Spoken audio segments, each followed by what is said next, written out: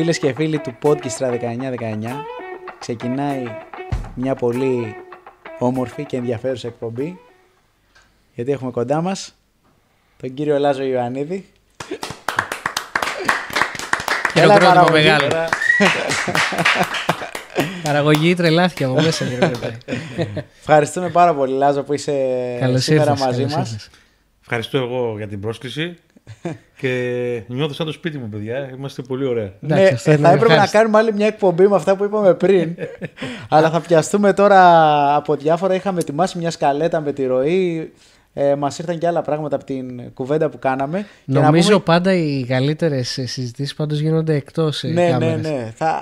Να το σκεφτούμε να βάλουμε μια κάμερα, δεν ξέρω. Ναι, που να μην ξέρουν όσοι έρχονται ότι γράφουν. Να ξέρετε, αυτά που λέγονται, που λέμε off camera, έχουν πάντα μεγαλύτερη αξία από το on camera. Ναι.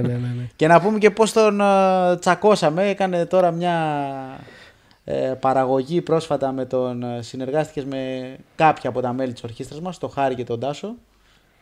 Και έτσι αδράξαμε την ευκαιρία και σε φέραμε. Για να καταλάβουμε πώς συνυπάρχουμε τώρα. Ναι. Βλέποντας υλικό από την ορχήστρα σας, που είναι εξαιρετικό, ό,τι είδα ήταν εξαιρετικό, βρίσκομαι στην Ελλάδα και είπα θα προσπαθήσω να γνωρίσω αυτά τα παιδιά, γιατί μου κίνησε το ενδιαφέρον όλη αυτή η φιλοσοφία. Μ' άρεσε πάρα πολύ. Και εμπνεύστηκα να κάνω και κάτι καινούριο που δεν το είχα στο πρόγραμμα, με συνεργασία με τον Χάρη που παίζει πνευστά στην ορχήστρα και τον Τάσο που παίζει ούτη. Είναι κάτι νομίζω πολύ μοναδικό, έχει άλλη ταυτότητα, αλλά πάντα με βάση τον ήχο της λύρας. Ωραία, τώρα μας δίνεις και πάσα. Να πούμε για όσους δεν το γνωρίζουν ότι εδώ και κάποια χρόνια ζεις μόνιμα πλέον στο εξωτερικό. Ναι, εδώ και 7-8 χρόνος τώρα. Στον Καναδά. Να μας πεις καταρχάς πώς πήρες αυτή την απόφαση να μεταναστεύσεις, να τα αφήσεις όλα και γιατί την πήρες αυτή την απόφαση. Δεν το περίμενα ούτε εγώ, παιδιά. Πολλές φορές λέμε δεν ξέρεις τι σου ξημερώνει, δεν ξέρεις τι σου φέρνει η ζωή. Την απόφαση την πήρα λόγω της μουσικής. Έτυχε να γνωρίσω έναν μουσικό Ελληνοκαναδό, κιθαρίστα τον Παύλο, ο οποίος μέσα από μια συνεργασία που κάναμε για δική του παραγωγή, δίνοντάς του ένα δώρο, κάποια demo που είχα κάνει εγώ με σύγχρονες συνθέσεις για λύρα, τα άκουσε μαζί με ένα παραγωγό φίλο του Αμερικάνο και μου έγινε μια πρόταση αν μπορέσω ποτέ να βρίσκομαι μαζί του on stage στις συναυλίες που κάνει εκεί. Και μέσα από αυτό το ένα έφερε το άλλο, και πλέον ζω εκεί και κάνω και δικά μου πράγματα. Πώς ήταν αυτή η απόφαση δηλαδή για σένα, το σκέφτηκες? Τώρα τι να κάνω, να φύγω, να πάω, τι θα κάνω εκεί? Ας πούμε, σε απασχόλησε ποτέ, σου πέρασε από το μυαλό? Λοιπόν, θα σας πω κάτι το οποίο ίσως μπορεί να το καταλάβει ένας μουσικός. Το λέω υπό την έννοια ότι εδώ, ας πούμε, είχες φτιάξει το όνομά σου, όλοι σε γνωρίζουν σαν καλλιτέχνη. Γιάννη μου, πολλές φορές κάποια πράγματα δεν χρειάζεται να τα δουλέψεις και να τα αναλύσεις για να πάρεις την απόφαση. Ζυγίζεις κάποια πράγματα οπωσδήποτε, γιατί ήδη τότε είχα μια οικογένεια, αλλά όταν ζεις για τη μουσική, αυτό που κάνεις και γεμίζει η ψυχή σου και δεν σε νοιάζει το πόσες ώρες, πόσες μέρες έχεις φάει μελετώντας κάτι, ερευνώντας κάτι, παίζοντας κάτι, έχει μπόνους, κερδίζει αυτό. Και επειδή η πρόταση που είχα να πάω εκεί ήταν άμεσα μέσω της μουσικής, ζήγησα κάποια πράγματα μετά από 25 χρόνια παίζοντας την ποντιακή παράδοση και έχοντας κάνει αυτό το όνομα που λες ότι έχω κάνει, κατάλαβα ότι αν μείνω εδώ θα συνεχίσω να κάνω αυτό που έκανα τόσα χρόνια, προσπαθώντας πάντα να είμαι καλύτερος σε όλους τους τομείς. Αν δεν πάω εκεί, δεν θα μάθω ποτέ αν πήγαινα τι θα γινόταν. Ναι.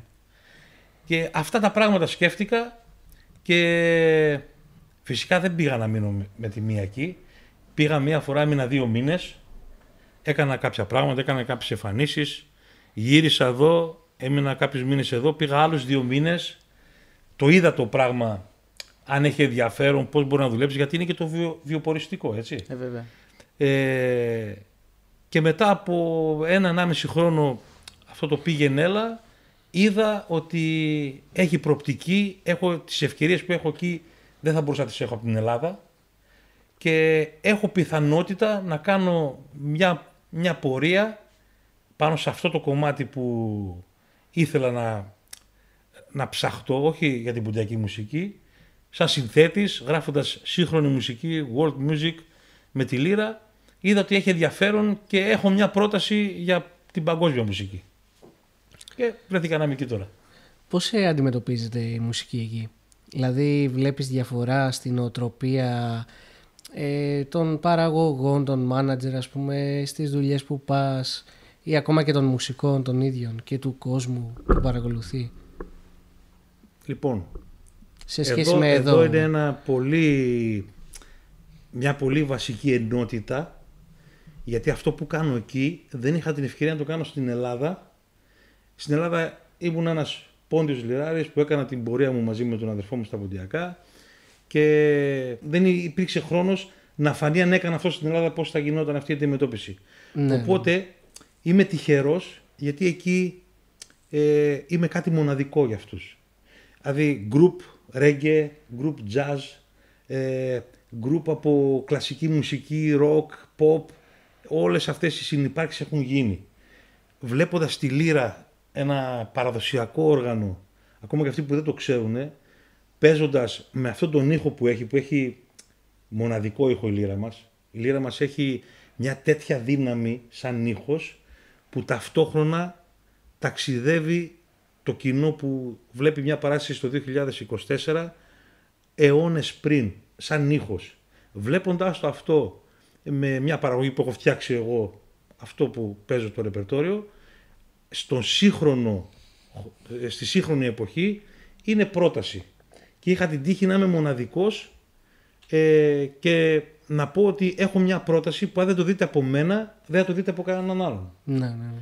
Και δόξα τω Θεώ, δεν έχω κανένα παράπονο, το κοινό μου αυξάνεται συνεχώς, αρχίζω και κάνω πράγματα τα οποία βλέπω το ενδιαφέρον του κόσμου ότι θέλει να δει και περισσότερα και προσπαθώ να είμαι πάντα καλύτερος πρώτα από τον εαυτό μου και μετά να έχω μια πρόταση έξτρα να δώσω στον κόσμο. Αυτό θα τα φέρει όλα. Ναι. Οπότε αυτό που κάνεις εκεί για να το καταλάβει και ο κόσμος δεν έχει σχέση με τα ποντιακά. Είναι κάτι εντελώς διαφορετικό. Έχει να κάνει με την παγκόσμια μουσική, με τη world music όπως το λες εσύ. Η μουσική μου κατατάσσεται στην instrumental μουσική. Ναι. Ορχιστρική μουσική δηλαδή. Ορχιστρική μουσική. Εκεί ο πρώτος μου τίτλος είναι σαν συνθέτης, που ταυτόχρονα τη χάνει να είμαι και βασικός εκτελεστής, γιατί προωθώ με τον ήχο της λύρας όλες τις συνθέσεις μου. Τώρα, από τι απαρτίζεται το project με το οποίο δουλεύω? Είναι συνθέσεις δικές μου, σύγχρονες, αλλά δεν θα ήταν ολοκληρωμένο το project αν δεν είχα πράγματα από την καταγωγή μου. Ναι. Έτσι είναι. Λοιπόν, και δεν θα υπήρχε και λόγος να προωθήσω κάτι το οποίο δεν προωθώ τη βάση του, δεν προωθώ την ψυχή του. Οπότε είναι μια παραγωγή που έχει συνθέσεις του Λάζο. Εκεί είναι και το Λάζο Άι το όνομά μου, είναι πιο εύκολο από το Ιωαννίδης, γιατί δεν μπορούσαν να το προφέρουν και τελικά το έκανα Λάζο Άι να είναι πιο εύκολο. Και έχω πράγματα από την παράδοσή μας, τα οποία έχουν το χρόνο τους στο stage και το χώρο τους. Δηλαδή όταν θα έρθει αυτή η στιγμή, επειδή το κοινό μου πλέον είναι 70% είναι ξένοι και ένα 30% πολλές φορές είναι Έλληνες και από τη δική μας την καταγωγή, μιλώ γι' αυτό όσο μπορώ με πιο λίγα λόγια, γιατί δεν μπορούν να ξέρουν όλοι καταρχήν την ιστορία μας, οι ξένοι. Κάποιοι δεν ξέρουν καν το όργανο, τη λύρα μας, και προσπαθώ να τους βάλω σε ένα mood ότι πέρα από τη μουσική που παίζω για σας, που την έχω γράψει τώρα στις μέρες μας, έχω μια διαδρομή στην Ελλάδα που έχω παίξει μουσική της καταγωγής μου. Που αυτή η μουσική έχει μεταφερθεί από γενιά σε γενιά, από προπαππού σε παππού, τον πατέρα μας. Και σήμερα το 2024 υπάρχουν παιδιά που κρατούν αυτό το όργανο και παίζουν με τον ήχο της λύρας. Λίγα πράγματα να μπορούν να καταλάβουν, και σας πληροφορώ παιδιά ότι ειδικά τις πρώτες φορές ήταν τόσο συγκινητικό, γιατί έβλεπα ότι τους ενδιαφέρει να ακούσουν. Ένα παράδειγμα μόνο θα σας δώσω, αν μπορώ και έχω τον χρόνο. Έχω μια ορχήστρα 12 Κάποια στιγμή, όταν έρχεται η ώρα να μιλήσω και να παίξω πράγματα από τον πόντο, μένει στη σκηνή μόνο ο Λάζος και η λύρα του. Όλοι οι άλλοι κατεβαίνουν. Και παίζω με έναν αυθεντικό τρόπο τη λύρα και τους εξηγώ ότι αυτό που θα ακούσετε τώρα είναι ο ήχος που έβγαινε από το όργανο από 2-3 γενιές πριν. Παιδιά, εκείνη την ώρα αυτό που ζω νιώθω στάρ εκείνη την ώρα, γιατί όλοι είμαστε και στην εποχή με τα κινητά, έτσι. Όλοι θέλουν να αποθανατήσουν αυτή τη στιγμή. Και εκεί κατάλαβα ότι έχει πολύ δύναμη ο ήχος της λύρας. Και με αυτόν τον τρόπο προσπαθώ να καταλάβει ο κόσμος τον σύγχρονο ήχο, όταν έχουμε μια ορχήστρα με κρουστά, με μπάσα, πιάνα κτλ. Και όταν παίζει σκέτο τον αυθεντικό ήχο αυτού του οργάνου. Οπότε και την ομογένεια εκεί αντίστοιχα τη βλέπεις να ενδιαφέρεται για τη μουσική της πατρίδας και για την ποντιακή παράδοση. Όχι μόνο για τον πόντο, να ξέρετε κάτι το οποίο το διαπίστωσα και εγώ ζώντας εκεί πλέον, γιατί έχω επισκεφτεί ξένα κράτη σαν καλλιτέχνης, πήγαινα 1-2 μέρες, έπαιζα το πρόγραμμά μου και έφευγα. Ζώντας εκεί όμως και έχοντας και εγώ παιδιά στην ηλικία που θα ήθελα να ξέρουν ποιοι είναι, παίζει μεγάλο ρόλο στην ομογένεια ο σύλλογος. Είτε είναι σύλλογος ποντιακός, είτε κρατάει τη κοινότητα μαζί. Και κάνουν φοβερό έργο, γιατί ειδικά οι προηγούμενες γενιές το έχουν σαν στόχο ότι αυτό που θα αφήσουν στα παιδιά τους να ξέρουν ποιοι είναι. Ναι. Είμαστε από την Κρήτη, είμαστε από τον Πόντο. Όλοι κάνουν βραδιές με καλλιτέχνες από καθένας από την περιοχή του. Τα παιδιά προσπαθούν να μάθουν χορό. Είναι πολύ σημαντικό παιδιά που δεν ξέρουν να μιλήσουν ελληνικά. Να ξέρουν τι είναι πόντι, να ξέρουν τι είναι λύρα, τι είναι νταούλι, τι είναι ματσούκα, τι είναι κάρς. είναι συγκινητικό. Και δεν θα το ήξερα αυτό, να σας το πω, αν δεν ζούσα εκεί. Ναι. Ωραία, να πιάσουμε λίγο αυτό το μεγάλο κεφάλαιο που έχει να κάνει με την ποντιακή μουσική. Να πούμε ότι για όσους δεν το γνωρίζουν, η καταγωγή σου είναι από τις Σέρρες. Από το Λευκόνα Σερών. Ναι. Τι ήταν αυτό που θυμάσαι, σαν παιδί φαντάζομαι, που σε έκανε να θέλεις να ασχοληθείς με την ποντιακή λύρα και την ποντιακή μουσική κατ' επέκταση? Λοιπόν, θα πω τώρα ότι είχα την τύχη τα παιδικά μου χρόνια και τα εφηβικά να είναι σε εποχή προ-YouTube, προ-ίντερνετ, προ-κινητού τηλεφώνου.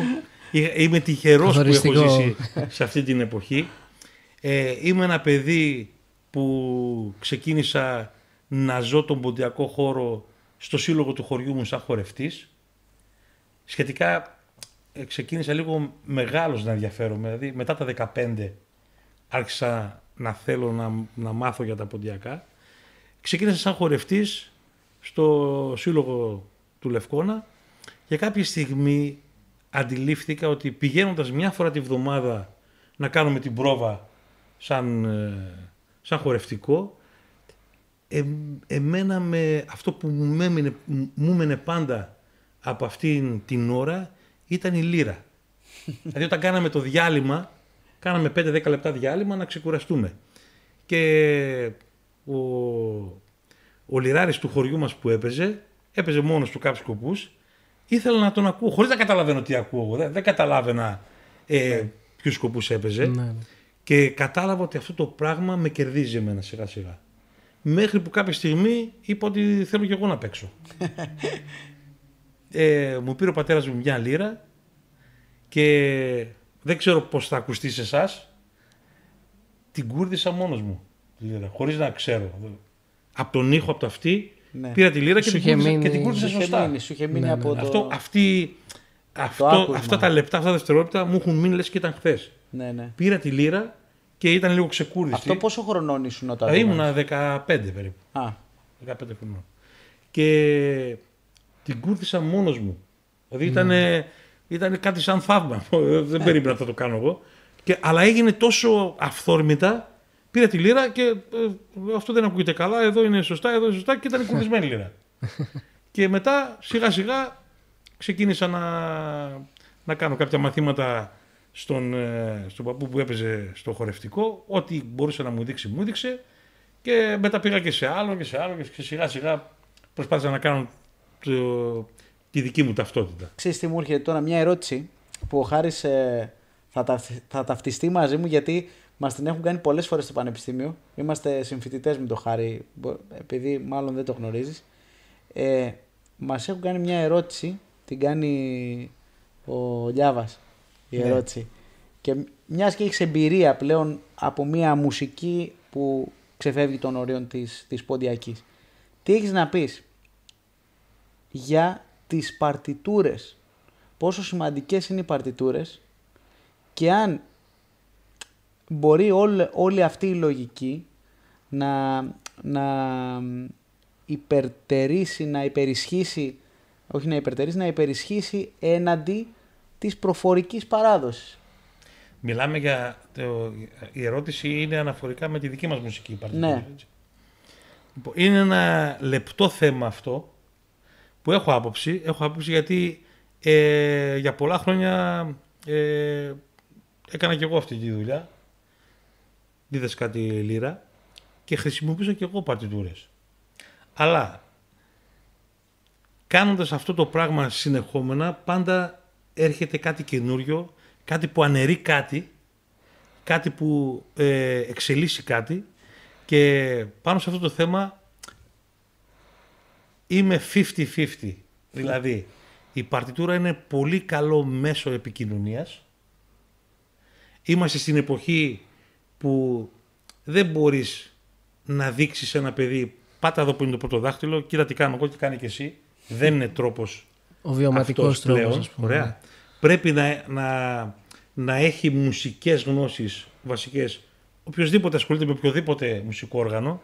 Από εκεί και πέρα όμως, μετά από αυτό το στάδιο, η μουσική παράδοση, είτε είναι Πόντος, είτε είναι Κρήτη, είναι λαϊκή μουσική. Που σημαίνει ότι αυτά που μαθαίνουμε, τα τραγούδια τα παραδοσιακά, από οποιαδήποτε περιοχή της Ελλάδας, έχουν γεννηθεί μέσα από βιώματα του λαού, οι οποίοι δεν ήταν ούτε μουσικοί επιστήμονες, ήταν αγρότες, η λαϊκή μουσική, ήταν άνθρωποι του χωριού, της καθημερινότητας και κάποιοι είχαν το ταλέντο να εμπνευστούν είτε μελωδία είτε στίχο και να το αποδώσουν με τα παραδοσιακά όργανα της κάθε περιοχής. Ναι. Οπότε η άποψή μου είναι ότι μετά από ένα στάδιο βασικής μουσικής αντίληψης, εκεί πάει, είναι καλό να ακούν οι νέοι τις προηγούμενες γενιές. Για να... εκεί θα νιώσεις. Με την παρτιτούρα δεν μπορείς να νιώσεις. Γράφονται όλα, παιδιά, να ξέρετε. Άμα κάνετε σπουδάζετε, έτσι. Γράφονται όλα, τα πάντα. Μπορεί για ένα μέτρο να έχεις 6-8 και σε επόμενο μισό μέτρο να είναι κάτι άλλο. Τα πάντα γράφονται. Ναι. Αλλά δεν μπορεί να αποτυπωθούν. Ναι. Δεν νιώθονται τα πάντα. Θα μιλήσω για την ποντιακή μουσική, γιατί σε αυτό έχω λίγο εμπειρία. Παίζοντας με τη λύρα ένα παραδοσιακό τραγούδι, αν το παίξεις, αν γραφτεί με μια αλφα μορφή τη βασική του μελωδία. Καταρχήν θα καταλάβουμε ότι αν ακούσουμε τους παλιούς, το ίδιο σκοπό θα το παίξει κάποιος λίγο διαφορετικά. Ναι. Θα το παίξει κάποιος άλλος λίγο διαφορετικά. Με τον τρόπο του. Με τον τρόπο του. Γιατί δεν ήθελε ο καθένας να πει ότι αυτό το τραγούδι θα το παίξω εγώ για να καταλαβαίνω τι είμαι εγώ. Γιατί είναι βιωματικό απλά. Ναι, ακριβώς. Και κανένας τότε δεν θα έπαιζε το ίδιο αυτή τη βδομάδα αν ήταν σε ένα γλέντι μετά από 2 εβδομάδες. Ναι. Δεν θα παίζει το ίδιο. Ή ακόμα και από στροφή σε στροφή. Μπράβο. Η Διαφορετικά. μελωδία όμως και το τραγούδι θα ήταν στον ίδιο σκοπό. Ναι. Αυτή είναι η διαφορά για μένα. Ωραία. Εγώ θέλω να σε πάω σε κάτι άλλο τώρα, επειδή και ο πολλής κόσμος σε γνώρισε μέσα από τη συνεργασία με τον αδερφό σου. Θέλω να μας πεις πώς ήταν αυτή η συνύπαρξη, η οικογενειακή ταυτόχρονα με μουσική, και ποια ήταν τα θετικά, ποια ήταν τα αρνητικά στην συνεργασία σας. Λοιπόν, όλη η ζωή μου η μουσική είναι με τον αδερφό μου. Ναι. Λοιπόν, παιδιά, είναι κάτι πολύ ιδιαίτερο και ακόμα και σε αυτό χρειάζεται χημεία. Εγώ ήμουν, επειδή είμαι μεγαλύτερος από τον Γιώργο, ήμουν ο πρώτος που μέσα στο σπίτι άρχισε να ακούγεται η λύρα. Άρχισα να παίρνω κασέτες, τότε ήταν κασέτες, έτσι. Ναι. Με τα Walkman, μπρος πίσω να καταλάβω τι έπαιξε, δεν το κατάλαβα, ξανά. Γιατί σας λέω, είναι μαγικό αυτό που λέω, γιατί εκείνη η εποχή είναι πολύ διαφορετική από τη σημερινή. Τώρα θες να ακούσεις κάτι YouTube, το ακούς. Είναι πολύ εύκολο. Τότε έπρεπε να κάνεις αγώνα, να βρεις αυτό που μπορώ να τα ακούσω τώρα, σε ποια κασέτα έπαιξε αυτός έτσι. Είσαι μια εξεζητημένη μουσική, έτσι. Υπήρχε μια προεργασία, δηλαδή μέχρι να φτάσεις στην ώρα που θα μελετήσεις αυτό που θέλεις, υπήρχε προεργασία να το βρεις αυτό. Ωραία. Ναι. Ο αδερφός μου λοιπόν ζούσε αυτές τις στιγμές σαν πιο μικρός και αυτόματα μοιήθηκε και αυτός μαζί μου μέσα σε αυτό.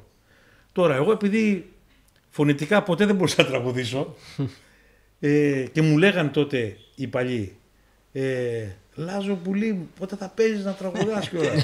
Δεν μπορούσα. Εγώ πήγα να τραγουδήσω, έχανα το σκοπό, δεν μπορούσα, νευρίαζα, δεν μπορούσα να το κάνω. Και κάποια στιγμή, εκεί που έπαιζα, επειδή ο αδερφός μου, παράδειγμα θα πω, η κόρη πήγε στο Παρχά, έχοντας ακούσει 1.000.000 φορές το κόρη πήγε στο Παρχά μπρος πίσω για να το μάθω, έχει αφημιώσει μόνος του τους στίχους χωρίς να κουραστεί, χωρίς να κάτσει να το κάνει. Ναι. Και άρχισε να τραγουδάει μαζί μου. Έπαιζα εγώ, τραγουδούσε, κατάλαβα ότι είναι ταλέντο, γιατί ο Γιώργος ανέκαθεν τραγουδούσε σωστά. Δεν θυμάμαι ποτέ τον Γιώργο να τραγουδούσε λάθος. Μπορεί να έκανε λάθος τις λέξεις, γιατί στην πουλιακή διάλεκτο μπορεί να μην ήξερε κάποια πράγματα, αλλά τραγουδούσε στον τόνο, είχε ταλέντο, είχε έκταση η φωνή του και σαν μικρός. Και του έλεγα, μάθε και εκείνο, να μάθουμε και αυτό. Μάθε και εκείνο, θα μάθω και αυτό. Επειδή το μάθαινα εγώ, έλεγα και αυτό να το μάθω. Οπότε τον ζήμωσες κάπως έτσι. Και κάποια στιγμή ήμουνα ο λιράρης των χορευτικών της Ευξήνου Λέσχης Σερών. Ο Γιώργος ήταν χορευτής. Και όποτε τελείωνε η πρόβα, καθόμασταν στο τέλος, μου είχα πει, ξέρεις αυτό το πράγμα. Τραγουδούσε ο Γιώργος εκεί και μετά σιγά σιγά έγινε ο τραγουδιστής μου. Μπήκε το νερό στα βλάκια. Ναι, έγινε ο τραγουδιστής μου. Κοιτάξτε, όταν ζεις. Είστε αδέρφια και ζεις στο ίδιο σπίτι, ο καθένας έχει τη ζωή του, αλλά ξέρεις τις προσωπικές στιγμές του αδερφού σου, ο αδερφός σου ξέρει τις δικές σου, υπάρχει μια άλλη αμεσότητα, υπάρχει άλλο θάρρος. Δηλαδή μπορεί να συνεργαζόμαι με έναν τραγουδιστή για χρόνια, αλλά δεν έχεις ποτέ το θάρρος να τσακωθείς και να αφήσεις τον εαυτό σου ελεύθερο να τσακωθείς. Θα τσακωθείς με έναν ξένο, αλλά πάντα θα έχεις ένα φράγμα το οποίο θα είναι είτε από σεβασμό, είτε θα πεις, κάποια στιγμή θα πεις, και τι λόγος μου πέφτει εμένα. Εμείς μεταξύ μας δεν υπήρχε ποτέ αυτό το φράγμα. Έλεγα ό,τι ήθελα, μου έλεγε ό,τι ήθελε. Αυτό το πράγμα όμως είχα την τύχη να φτάσουμε σε ένα σημείο με τον Γιώργο που να μαθαίνω εγώ πράγματα από αυτόν και να μαθαίνει και αυτός από μένα. Δηλαδή να αρχίζουμε ο ένας, καλοπροαίρετα φυσικά, γιατί ήθελα ο αδερφός μου να είναι όσο καλύτερος γίνεται σαν τραγουδιστής και εκείνος ήθελε να είμαι εγώ όσο καλύτερα μπορούσα σαν λιράρης. Ναι. Οπότε όταν αγαπάς κάποιον και θες το καλό του, θα του πεις αυτά που πρέπει να διορθώσει. Ναι. Θα του πεις τι ωραία το είπες εκείνο και θα καλύψεις κάτι το οποίο θα τον εκθέσει, και το ίδιο έκανε και αυτός σε μένα. Ναι. Και νομίζω με 25 χρόνια είμαστε μαζί. Και υπάρχουν πάντα οι συγκρούσεις και αυτά. Ποιο ήταν το μεγαλύτερο, επειδή εντάξει, σαφώς υπάρχουν πάρα πολλά θετικά, ποιο ήταν το μεγαλύτερο αρνητικό για σένα της συνύπαρξης αυτής? Το μεγαλύτερο αρνητικό, παιδιά, ήταν ότι επειδή ο Γιώργος η τονικότητά του είναι υψηλή. Δεν ευχαριστούμε τη λίρα μου, ρε παιδιά. Δεν σώναρε το όργανο. Ναι, δηλαδή κούρδιζα, άκουγα κάποιες λίρες από τις ηχογραφίες που μελετούσα που είχαν έτσι ένα πιο μεσαίο ήχο, πιο μαλακό. Δεν μπορούσα να παίξω εγώ να ευχαριστηθώ τέτοια λίρα. Ένα ήταν αυτό και ένα δεύτερο, όταν ο Γιώργος άρχισε να μαθαίνει πράγματα και να εξελίσσεται και να ψάχνεται, γιατί σαν τραγουδιστής ψάχτηκε πιο πολύ από μένα. Ναι. Γιατί είχε θέμα με τη διάλεκτο, αυτό είναι ματσούκα, πρέπει να υποθεί έτσι, εκείνο είναι έτσι. Ναι, ναι. Όχι, αυτό θα το παίξει έτσι γιατί να το παίξουμε έτσι. Να μην είναι. Ήτανε τελειομανής. Ναι, ναι. Και μου έκανε καλό φυσικά, έτσι. Για καλό ήταν όλο αυτό. Αλλά αυτό με την τονικότητα ερχόταν στιγμές που έλεγα. Δεν μπορεί να γίνει ένα θαύμα και να τραγουδάει λίγο πιο χαμηλά. Αλλά όλη η πορεία μας ήταν νομίζω ανωδική. Δεν είμαστε από τους καλλιτέχνες που κάναμε πάρα πολλές παραγωγές και ο λόγος ήταν ότι σε αυτό ταιριάζαμε και οι δύο. Είχαμε τη φιλοσοφία ότι αν δεν έχω να κάνω μια πρόταση με ένα άλμπουμ, για ποιο λόγο να πρέπει να κάνω τραγούδια τα οποία και να τα κάνω άμα δεν ακουστούν και δεν παιχτούν και δεν θέλει και ο συνάδελφος να το πει γιατί του αρέσει, για ποιο λόγο να τα κάνω. Όταν είχαμε πρόταση να παρουσιάσουμε κάτι, το κάναμε. Κάνατε όμως 3 άλμπουμ. Κάναμε 3 άλμπουμ. 4 κάναμε. Με αρκετά δικά σου τραγούδια, με αρκετές δικές σου. Όπως είχα έμπνευση κάτι το οποίο το ενέκρινε και ο Γιώργος και λέγαμε είναι ωραίος σκοπός. Έχει λόγο να ηχογραφηθεί, το κάναμε. Ναι. Δηλαδή δεν θυμάμαι τον εαυτό μου να πω θα κάτσω να γράψω 3 διπάτ, 2 μάλ. Δεν γίνεται αυτό για μένα. Δηλαδή αν μπορεί κάποιος να το κάνει αυτό, είναι τόσο κουτάκια που άμα δεν βγει από την ψυχή σου κάτι, από την έμπνευσή σου, νομίζω δεν υπάρχει λόγος, δεν είναι αυτό σύνθεση. Ναι, ναι. Όποτε μου ήρθε μια ιδέα την οποία την εξέλιξα και την έκανα μια μελωδία ή που λέμε στη λύρα ένα κλαδί το οποίο έλεγα αυτό μπορεί να γίνει ωραίο τραγούδι γιατί έχει μέσα άρωμα λύρας, έχει άρωμα πόντου. Έτσι δημιούργησα όλες τις μελωδίες που έχω κάνει. Δεν θυμάμαι να κάθισα να γράψω κάτι επειδή πρέπει επί τούτου, ναι. Υπάρχει κάποια ιστορία inside από κάποιο τραγούδι που δεν την ξέρει πολλοί κόσμος και θες να τη μοιραστείς μαζί μας? Να πω αυτό που είπαμε στα backstage πριν. Ναι. Λοιπόν, έκανα για πολλά χρόνια λοιπόν μάθημα λύρας σε παιδιά και κάποια στιγμή έρχεται ένα παιδάκι μικρό 7-8 χρονών που ξεκινούσε τότε να μαθαίνει λύρα. Ναι. Προσπαθούσα να τοποθετήσω τα χέρια του, τα δάχτυλά του, το αυτί του με τη λύρα, να τον γνωρίσω με το όργανο και έχουμε κάποιες ασκήσεις γι' αυτό. Προσπαθώντας λοιπόν να διορθώσω αυτό που έπαιζε το παιδί, επειδή για κάποιο λόγο το παιδί είχε κολλήσει σε αυτό που έπαιζε, έπρεπε να το ξεκλειδώσω εγώ. Και αντί να το ξεκλειδώσω εγώ το παιδί αυτό, με αυτό που έπαιζε μου έδωσε έμπνευση να κάνω τραγούδι. Το οποίο είναι? Το οποίο είναι το, αν θέλετε τον ουρανό να πέσει βούρα, βάλω ένα διπάτη που είχαμε κάνει παλιά. Μια άλλη ιστορία που πάλι έχει σχέση με δημιουργία ήμουνα για 13 χρόνια σε μουσικό σχολείο, το Σερών. Με πρόλαβες, εκεί θα πήγαινα μέσα μετά. Να το πω να σου Πες το, ναι. Και συνεργαζόμασταν οι καθηγητές, είχαμε πάντα μια συναυλία των καθηγητών και μια συναυλία των μαθητών. Λοιπόν, αυτό ήταν πάντα έθιμο. Ναι, ήταν έθιμο. Μουσικά σχολεία. Λοιπόν, τότε όλοι οι συνάδελφοι θέλανε να κάνω εγώ το πρόγραμμα το παραδοσιακό για να κουμπώσει όλο, αλλά θέλανε να το επιμεληθώ εγώ. Και θέλοντας να μην αδικήσω άλλες περιοχές, δηλαδή να μην κάνω κάτι πιο πολύ ποντιακό και πιο λίγο θρακιώτικο, θέλοντας να κάνω όλο αυτό, προσπάθησα να τα συνδέσω με τους ρυθμούς. Ναι. Δηλαδή όπως έχουμε εμείς το 6-8 παράδειγμα που είναι το τας, το θρακιώτικο έχει στην ίδια ρυθμολογία, έχει πολλά τραγούδια.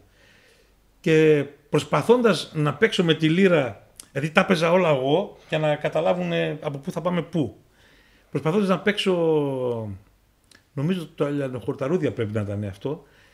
Για κάποιο λόγο μπερδεύτηκα γιατί είχα στο μυαλό μου κάτι άλλο και έγινε ένα demo που μετά από 15 χρόνια είναι ένα από τα instrumental κομμάτια που έχω κάνει. Το εξέλιξα. Επειδή θα το έλεγες, άντε πες το για τα μουσικά σχολεία. Θα το πω. Λοιπόν, να πούμε ότι ήσουν και 13 χρόνια στο μουσικό σχολείο. 13 χρόνια ήμουν στο μουσικό σχολείο Σερών. Ήμουνα για τα μισά σχεδόν υπεύθυνος του παραδοσιακού τμήματος. Μεγάλο σχολείο και για τους καθηγητές. Αυτό ήθελα να ρωτήσω. Εσύ πήρες πράγματα από την εμπειρία σου από το μουσικό σχολείο, σαν καθηγητής, έτσι? Οπωσδήποτε, παιδιά, γιατί εγώ τα έχω ζήσει τα σχολεία από την γέννησή τους τα μουσικά. Δηλαδή ήμουν από το 97-98. Νομίζω μια χρονιά πριν ή 2 χρονιές πριν είχε υλοποιηθεί αυτός ο θεσμός. Ναι. Τα μουσικά σχολεία σαν θεσμός, παιδιά, είναι ειδικά για την Ελλάδα, ειδικά για μια χώρα που έχει τόσο πλούσια παραδοσιακή μουσική. Έχει τόσο πλούτο η δημοτική μας μουσική, που αν δεν ήταν τα μουσικά σχολεία δεν θα υπήρχε η γέφυρα να μεταφερθούν οι γνώσεις στο απλό κοινό. Ναι. Γιατί το κοινό θα ακούσει αυτά που παίζουν τα ραδιόφωνα, αυτά που είναι στην αγορά κτλ. Το μουσικό σχολείο, σαν θεσμός, κατάφερε πρώτον να βγουν πολλοί μουσικοί. Δηλαδή, αν είχαμε, ξέρω εγώ, υποθετικά θα μιλήσω, αν είχαμε στην Ελλάδα 10-15 ουτίστες πολύ καλούς, τώρα έχουμε 1000. Να πω για την ποντιακή λύρα, που πολλοί συνάδελφοι διδάσκουν λύρα. Ακόμα και στα μουσικά σχολεία όμως διδάχτηκε η ποντιακή λύρα. Βέβαια. Δηλαδή σε κάποια πόλη που δεν υπήρχε ο χύψη καλλιτέχνης που μπορούσε να μεταδώσει τη λύρα. Είχε το μουσικό σχολείο που κάποιος δίδασκε τη λύρα εκεί και προσπάθησε να την μεταδώσει. Ορχήστρες που κάνανε παραγωγές μουσικές με μεγάλους καλλιτέχνες, με γλυκερίες, μεταλλάρες κτλ. Το μουσικό σχολείο νομίζω ανέβασε το level της παραδοσιακής μουσικής στην Ελλάδα. Ναι. Γιατί για την κλασική μουσική υπήρχαν οδεία, υπήρχε βαθμίδα εκπαίδευσης. Μεγάλη και παντού. Επειδή όμως και εμείς που αγαπάμε κάτι θέλουμε συνέχεια να γίνεται καλύτερο, θέλουμε να μας πεις κιόλας, μιας που ήσουν και καθηγητής και το ξέρεις πολύ καλά το θέμα, τι μπορεί να αλλάξει το μουσικό και να γίνει ακόμα καλύτερο από αυτό που είναι. Τώρα πέρασαν 10 χρόνια που αποσυνδέθηκα από αυτό, αλλά αν λάβω υπόψη μου τα δεδομένα που είχα τότε, νομίζω είναι κάτι που κάθε φορά μπορεί να γίνεται κάτι καλύτερο. Περισσότερες συναυλίες, περισσότερες ευκαιρίες να ακουστούν τραγούδια παραδοσιακά. Μιλάω πάντα για το κομμάτι το παραδοσιακό, χωρίς να απορρίπτω την κλασική παιδεία, κλασική μουσική στο σχολείο, γιατί αυτό υπηρέτησε και αυτό ήταν το διαφορετικό. Αυτό που έφερε το μουσικό σχολείο ήταν το διαφορετικό που έφερε την παράδοση. Κάτι άλλο. Συνεργασίες μουσικών σχολείων.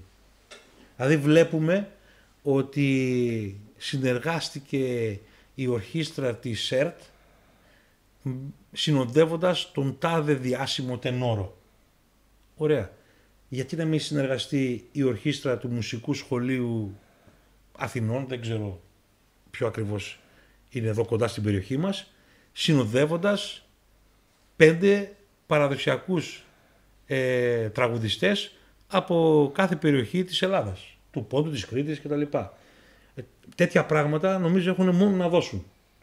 Είπα τώρα κάποιες ιδέες δικές μου, έτσι. Είναι πιο άμεσα σε εφαρμογή, γιατί το συζητούσαμε πρόσφατα και με τον Θωμά τον Κωνσταντίνου που είχε έρθει σε μια προηγούμενη εκπομπή και είπε ότι κάπως η προσέγγιση των μουσικών σχολείων, παρόλο που προσφέρουν πάρα πολλά, όπως λες και εσύ τώρα, είναι κάπως ελιτίστικη υπό την έννοια ότι ενίοτε δεν υπάρχει άμεση εφαρμογή, δηλαδή περιορίζονται όλα σε μια παράσταση. Αυτό το ίδιο πράγμα νομίζω. Το εξευγενίζουν λίγο. Ναι.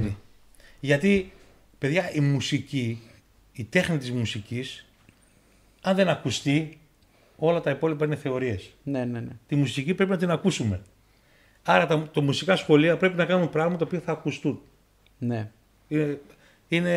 Νομίζω εκεί θα φανούν και πράγματα τα οποία θα θέλουν λίγο διόρθωμα.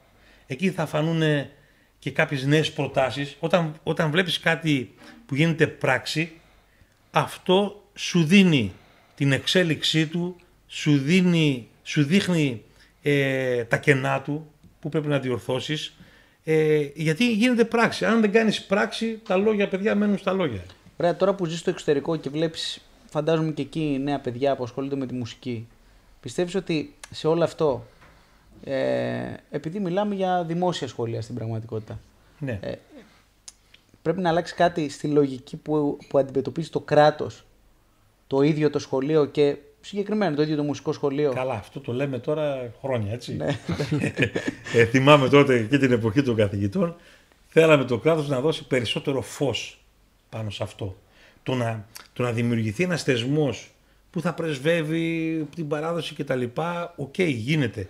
Από εκεί και πέρα αυτό το πράγμα όλο πρέπει να εξελίσσεται για να είναι ζωντανό. Πρέπει να υπάρχουν κίνητρα. Οπότε, για να μην μακρηγορήσουμε, αυτό που λέω νομίζω θα το καταλάβουν όλοι, πρέπει να πέσει φως, το οποίο φως θα δώσει μέλλον. Γιατί ξέρετε ότι αν ιδρύθηκαν 100 σχολεία, κάποια κλείσανε. Ναι. Γιατί κλείσανε? Για ποιο λόγο να κλείσουν και να μην ανοίξουν κι άλλα? Αυτό δείχνει ότι κάτι δεν έγινε σωστά. Δεν είναι ότι δεν είχαν ανταπόκριση, γιατί πάρα πολλά παιδιά θέλουν να είναι στα μουσικά σχολεία και προφανώς αυτά που κλείσανε είχαν κάποια παιδιά και κλείσανε. Κλείσανε για άλλους λόγους, οι οποίοι λόγοι είναι θέμα του κρατικού μηχανισμού. Αν επενδύαν πάνω σε αυτό και είχαν τα απαραίτητα που χρειάζεται να ζήσει αυτός ο θεσμός, δεν θα κλείνανε. Ναι, προφανώς. Τα κρατάμε αυτά και είναι και τροφή για σκέψη να δούμε όντως, επειδή συνέχεια λέμε τι μπορεί να φταίει, τι μπορεί να αλλάξει και αυτά. Αυτές οι συζητήσεις που γίνονται και εδώ, καλή ώρα, νομίζω ότι είναι μια καλή αφορμή για να ανοίξει. Το καλό είναι ότι γίνονται από αυτή τη γενιά, από εσάς. Είναι πολύ σημαντικό, παιδιά. Εγώ σας έχω πει και πριν που ήμασταν πάλι σαν παρέα, έτσι ήμασταν. Ναι, αλλά να σου πω κάτι, πρέπει να ακούγονται και από εσάς που, ρε παιδί μου, καλλιτεχνικά έχετε μια οντότητα.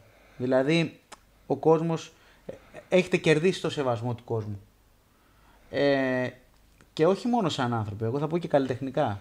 Δηλαδή, εστιάζω σε αυτό. Πολλές φορές, ξέρεις, κάποιος σκέφτεται ότι καλύτερα να μην πω αυτό για το χύψη λόγο, γιατί μπορεί να μου κοστίσει κάπως αλλιώς.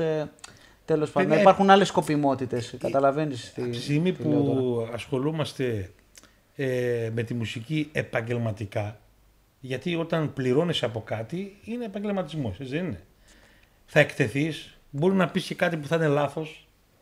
Όλοι έχουν πει λάθος πράγματα που κατάλαβαν στην πορεία ότι ήταν λάθος εκείνη η αντίληψη που είχα. Και έτσι ο άνθρωπος διορθώνεται κιόλας, έτσι. Ναι. Δηλαδή, αν δεν κάνεις λάθη, σημαίνει ότι δεν εξελίσσεσαι. Σημαίνει ότι είσαι στάσιμος, σημαίνει ότι δεν ενδιαφέρεσαι. Αν θα κάνεις λάθη και τα καταλάβεις και τα διορθώσεις προφανώς, πας ένα βήμα μπροστά. Ναι. Αν το κάνουν όλοι αυτό, θα φανεί το αποτέλεσμα. Ναι. Θα φανεί το αποτέλεσμα. Να πάμε σε κάτι άλλο τώρα. Επειδή ήσουν και η Ποντιακή Λύρα που είχε μέσα στο στάδιο του Όσλο το 2010 με τον Γιώργο Αλκαίο στη Eurovision. Ήταν η πρώτη φορά που εμφανίστηκε on stage η Λύρα. Ναι. Δεν ξέρω αν είχαμε πάρει όταν η Παπαρίζου κέρδισε, έπαιζε Ποντιακή Λύρα. Έπαιζε Ποντιακή με κριτική τότε, αλλά ήταν. Αλλά δεν τη βλέπαμε κιόλας. Παραγωγή ήταν τότε. Τώρα εγώ έτυχε να είμαι και on stage. On stage, ναι. Έτυχε να το ζήσω αυτό, παιδιά. Πώς ήταν αυτή η μοναδική εμπειρία.